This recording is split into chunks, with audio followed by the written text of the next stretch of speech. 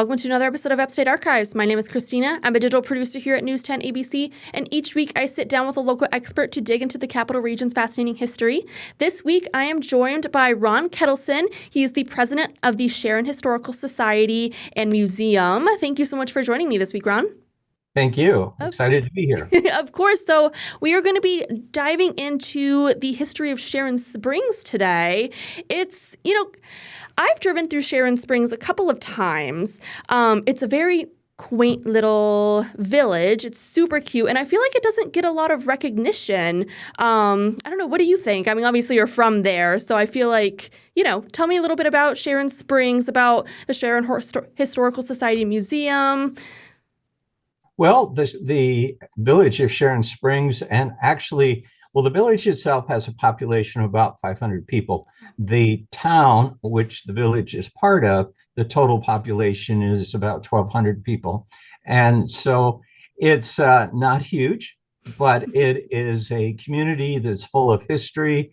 And you get a little bit of that when you drive through the community. You see a lot of beautiful historic buildings. And we'll get into some of those as we talk a little bit later. But Sharon Springs is one of those communities that its history really unfolds in layers. And it actually starts, long before it was called Sharon Springs or even Sharon. It actually was part of the Mohawk Nation. And it was there was a group of Iroquois Indians that had lived in this area. They knew the land very well. They were very familiar with the mineral springs. And, the springs are, if you've driven through Sharon Springs, you'll know it sometimes. It depends on the weather. If it rains a lot, you'll smell it. And there's a lot of sulfur water here, so it smells like rotten eggs. And that's the one thing that people remember the most when they come down here, is that very pungent smell of sulfur water. So you smell it before you get here. Yeah, no, absolutely.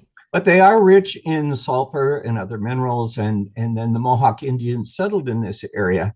And then after that, during the American Revolution, settlers started moving into this region. And actually it was about in 1743, people started coming here. There were the Dutch Reform and the German Lutherans. There was a man by the name of Reverend Peter Nicholas Summers, and he first came here in 1743 into Schoharie Valley. And he was very instrumental in bringing a lot of Germans from the Rhine Valley in Germany. And they made a journey from there over to this area.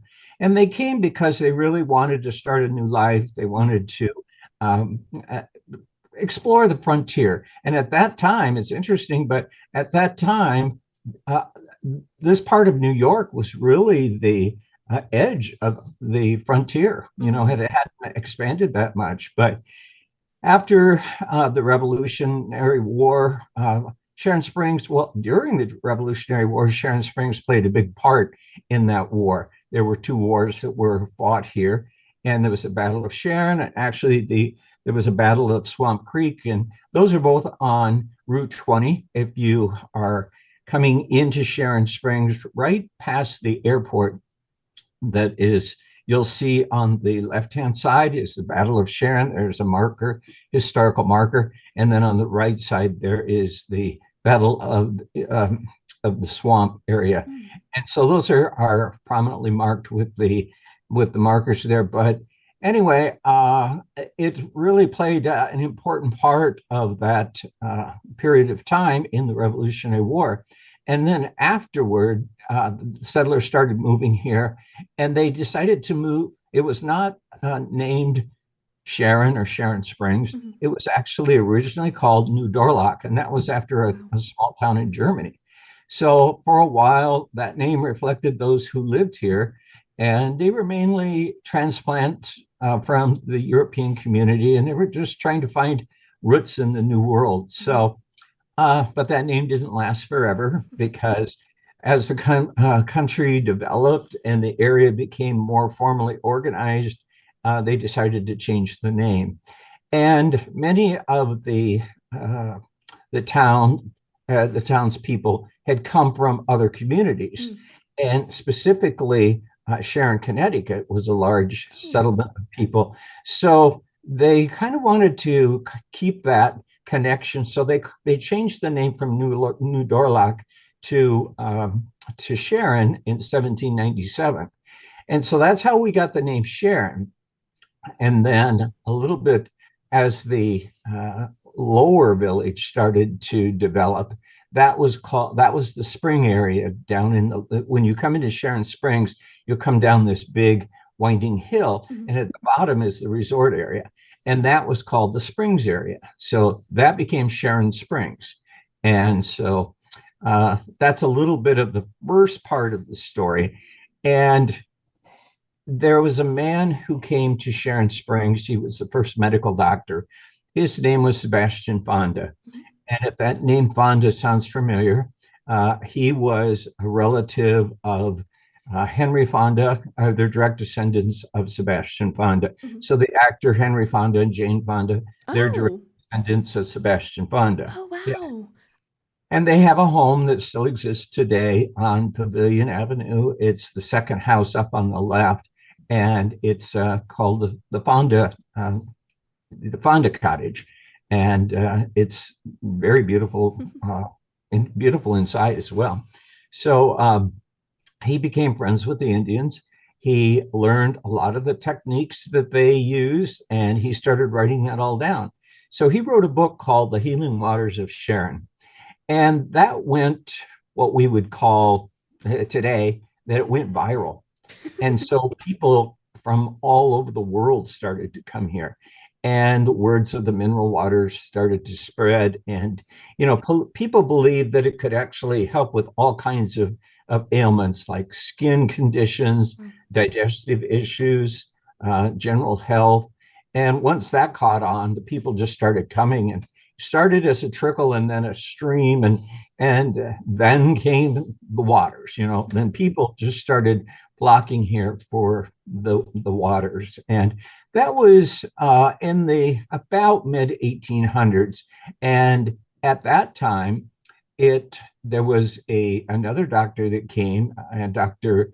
John Gardner, and he built a bathhouse that would attract people. And he also built a very large hotel, the Pavilion Hotel, which was the premier hotel. And people would come, that had a spa in it, and people would come here, for the healing qualities of the water. So, like I said, in the early 1800s, it's the word spread, and by the mid 1800s, things really took off, and it required so many people started coming here that a lot of these big hotels started to pop up, and they needed places for people to stay.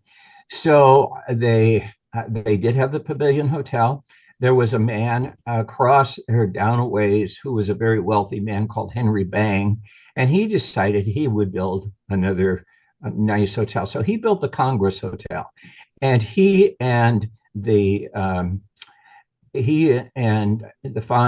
Gardners were kind of in competition. And so they both had really elaborate hotels.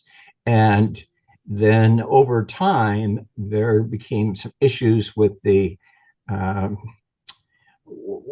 Henry Bang started to have financial problems, and his hotel started to decline a little bit.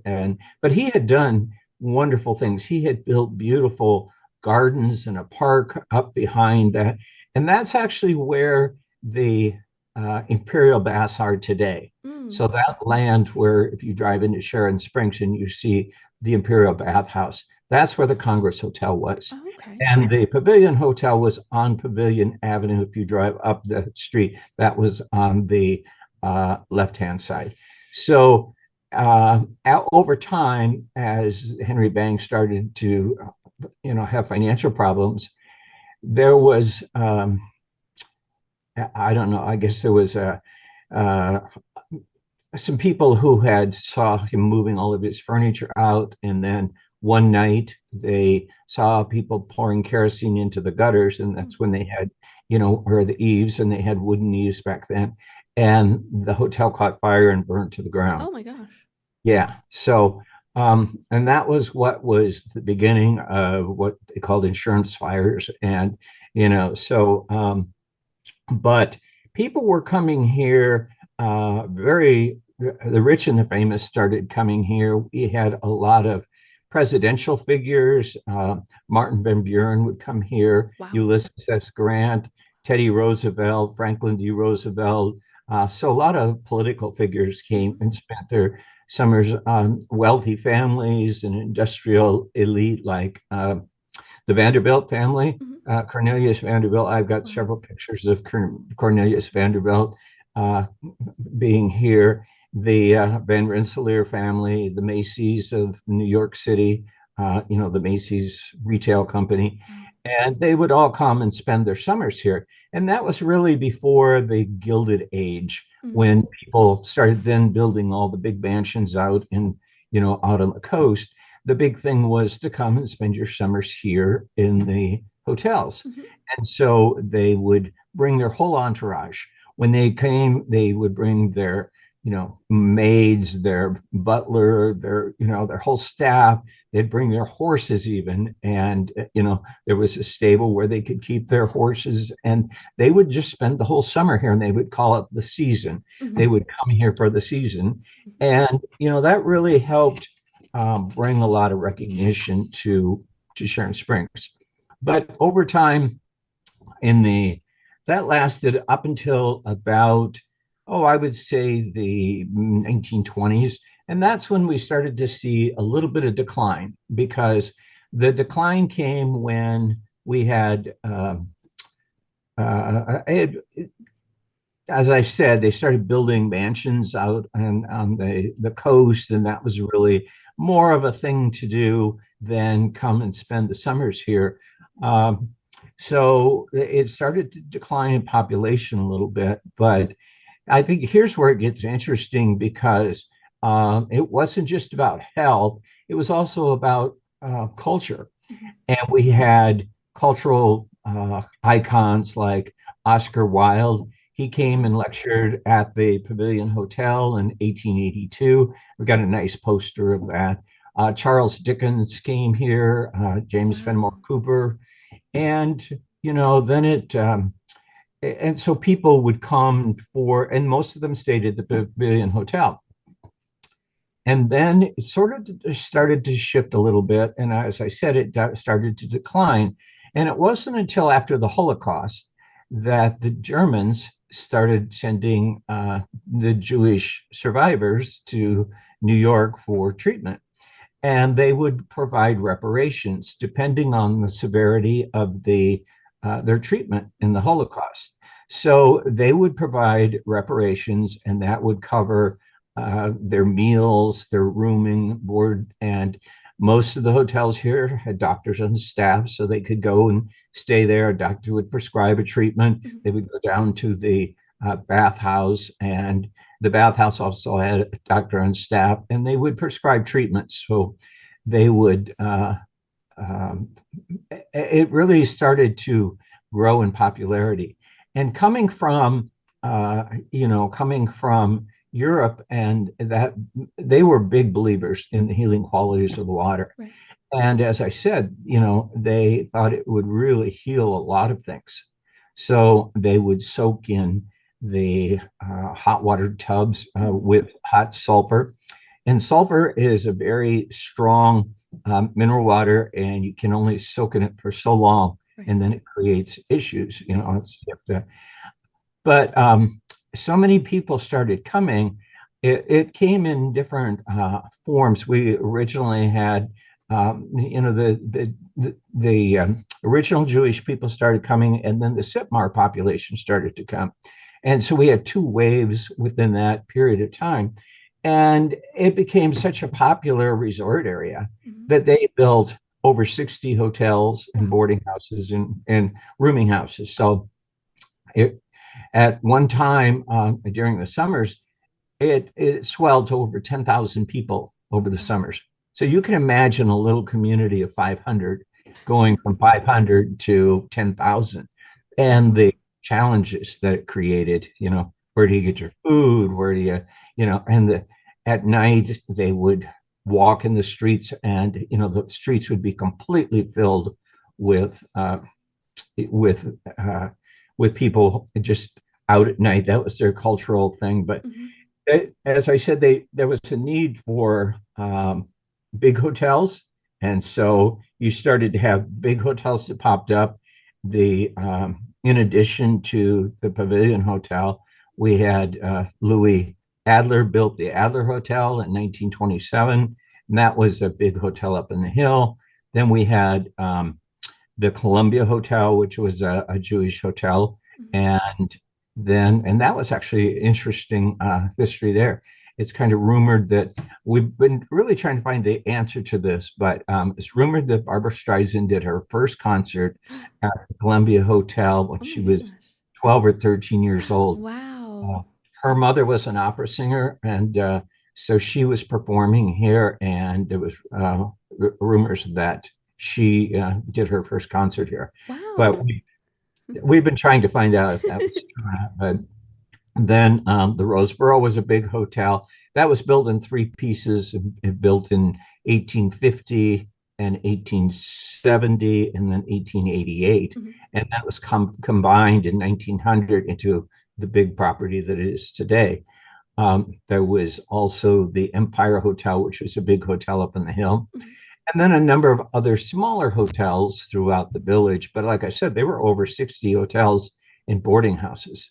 And then over time, as time started to move on, there was quite a change because the Jewish people would bring their families and all the children, and many Jewish people have great stories of growing up in Sharon Springs. As a matter of fact, last week I had a family that came here, and it was a woman who grew up, spent her summers here. So she wanted to drive around and see all of, see what was left. But many of the hotels, after a period of time, they stopped coming.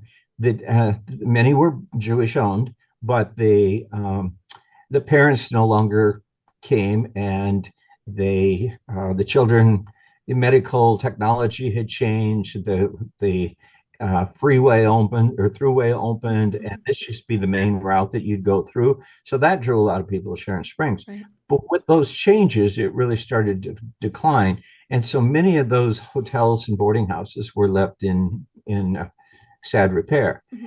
And many of them burned.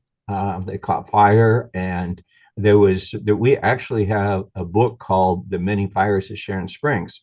There were that many fires. But when you think about it, many of them were wooden structures, and they used wood to heat with. They used kerosene lamps. There's, a number of reasons they could have caught fire. So it really went into a decline until, I would say, the more recent years, about 20, maybe 2013. And that's when there was another resurgence, and that was when the Beekman boys came here. Josh Kilmer and Josh Kilmer Purcell and Brent Ridge came here, and they started doing goat farming on a farm. So that brought a lot of acclaim because there was a TV show that they started called The Fabulous Beekman Boys. And that went on for several years here, and it was picked up by a couple of networks. So I think that ran for 3 seasons. Wow. And so that brought a lot of acclaim. But and its guest list of celebrities started to increase. We had Martha Stewart came, Rachel Ray. She did a television segment here at the American Hotel. Rosie O'Donnell came here because she was a big fan. So you started to see a lot of people coming because of the Beekmans and because of that. And that really brought a resurgence to the village. But also when Steven Spielberg wrote his movie Schindler's List. Mhm. He came to Sharon Springs because of many of the Holocaust survivors stayed at the Adler Hotel. Mhm. And so he interviewed them, and many of them had tattoos, the numbers tattooed on their arms. And so he listened and he, got listened to their story and did a lot of research for that movie right here in Sharon Springs. So there was also another movie called I Drink Your Blood that Mhm. was filmed here, which was uh, a cult thriller classic. Wow. Yeah, if you've not seen it, you can go online and see it. But it was a pretty much a pretty gory, bloody film. Like I said, it was one of those thriller films. But that was filmed here at a hotel, and that hotel actually is no longer there. But many of the hotels that were here either fell into disrepair or into they caught fire or they were torn Mm. down because of the Columbia Hotel is in bad repair right now. The Adler Hotel is in pretty bad condition. And the Pavilion Hotel was actually torn down in 1940, like 41. Oh. It was owned by John Gardner's daughter, Anne, and she was not a fan of the Roosevelts. And she said if the Roosevelts if the Roosevelt was elected president, she would tear the hotel down. Oh, wow. I think that was really an excuse because at that time it needed serious upgrading. Many of the hotels were putting in sprinkler systems and needing updating, which she didn't want to spend the money. It would be very costly.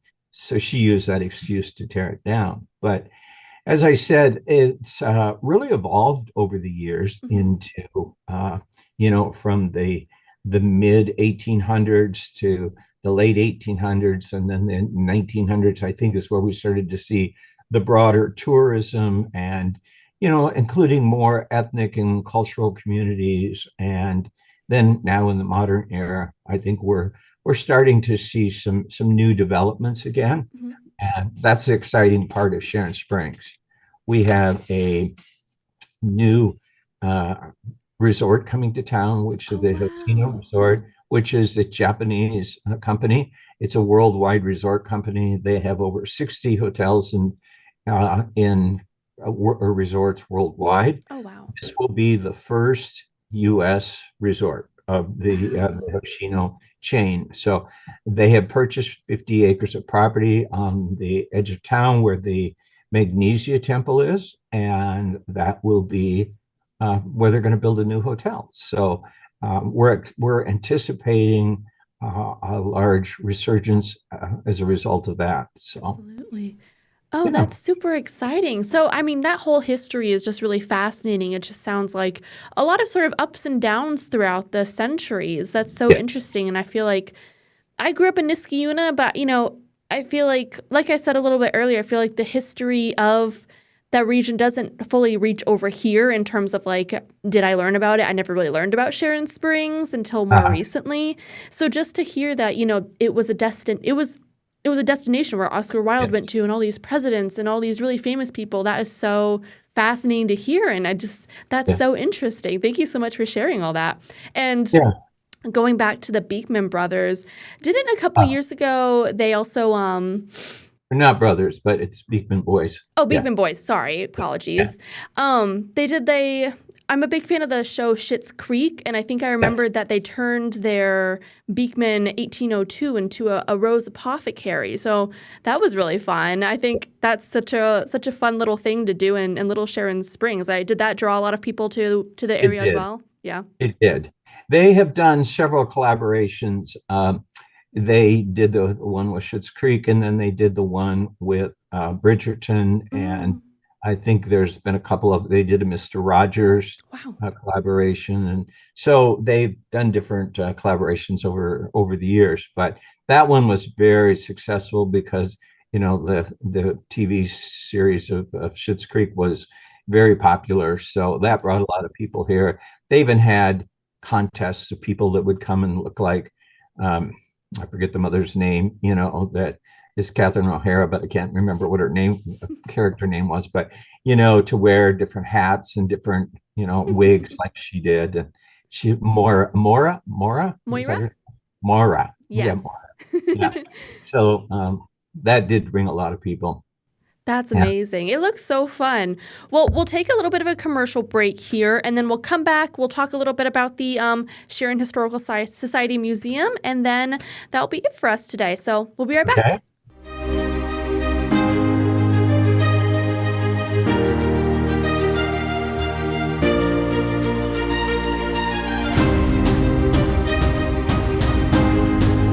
Thank you so much for staying with us here at Upstate Archives.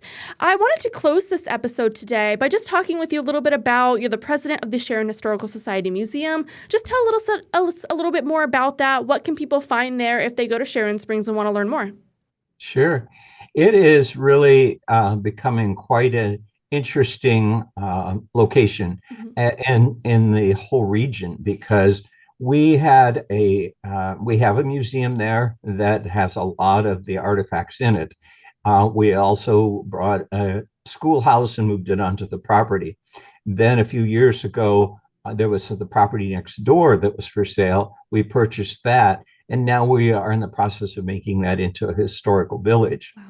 And so now we have a general store, a post office, a doctor's office, a millinery and dress shop, a print shop, a mini synagogue, Wow. a barber shop, a cobbler shop, and an ice cream store. Wow. So it's really a cute little village. And now we are actually building a new museum. We purchased a boarding house that was next door to that property. So we are now renovating that to become our new museum.